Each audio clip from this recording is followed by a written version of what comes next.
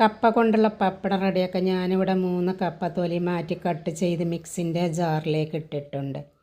ഇതിലേക്ക് ആവശ്യത്തിനുള്ള വെള്ളം ഒഴിച്ച് നല്ലതുപോലെ അരച്ചെടുക്കുക.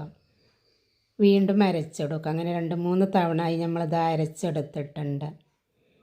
പിന്നീട് ഇതിലേക്ക് കുറച്ച് വെള്ളം ഒഴിച്ച് അടുപ്പത്ത് വെച്ച് നമ്മളിതൊന്ന് കുറുക്കിയെടുക്കണം. കൈയെടുക്കാതെ മിക്സ് ചെയ്ത് കൊടുക്കണം. പിന്നെ ഇതിലേക്ക് കായം 1 ടീസ്പൂൺ കായം പൊടിച്ചതിട്ടിട്ടുണ്ട്.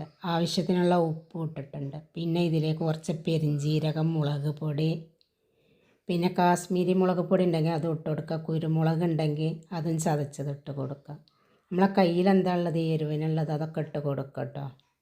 ഉപ്പ് കൂടി പോവേണ്ട, ഉപ്പ് കുറച്ചിട്ട് കൊടുത്താൽ മതി. അപ്പോൾ അതാ കുറുകി ഈ ഒരു പരുവത്തിലായിട്ടുണ്ട്. ചൂടോട് കൂടി നമ്മളിത് സീറ്റിലോ ഒരു പ്ലേറ്റിലോ ഒക്കെ ഒഴിച്ച് കൊടുക്കുക.